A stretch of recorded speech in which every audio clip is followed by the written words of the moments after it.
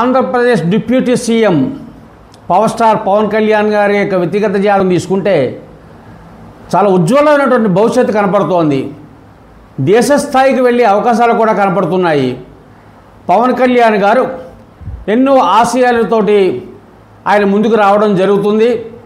ఎన్నో లక్ష్యాలు కోరికలతోటి ఆయన ముందుకు వచ్చి ప్రజల యొక్క ఆకాంక్షలు నెరవేర్చి సనాతన సాంప్రదాయ ధర్మాలను కాపాడడం కోసం ఆయన ప్రయత్నం చేస్తారని చెప్పేసి ఆయన వ్యక్తిగత జాతకరీత్యా చెప్పడం జరుగుతోంది.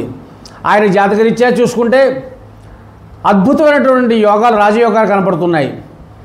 ఆయన ఇంకా అద్భుతంగా రాణించి ఈ విశ్వాసనామ సంవత్సరంలో ఒక ప్రత్యేక ఆకర్షణగా ఆయన నిలబడతారని కూడా చెప్పవచ్చును. ఈ పవన్ కళ్యాణ్ గారి వ్యక్తిగత జాతకరీత్యా చూస్తే ఆయన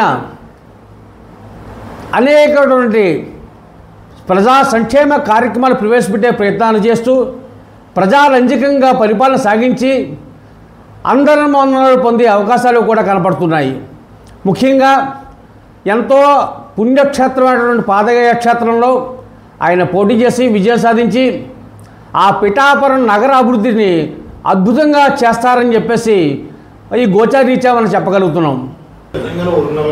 ఖచ్చితమైన ఫలితాలు ఉన్నాయి. ఉదాహరణకి పవన్ కళ్యాణ్ గారికి వారికి మంత్రోపదేశం చేయడం జరిగింది. వారు ఆ మంత్రాన్ని అనుష్ఠానం చేశారు. తద్వారా వారు అద్భుతమైన ఫలితాలను పొందారు. మీరే చూస్తున్న కళ్ళారా.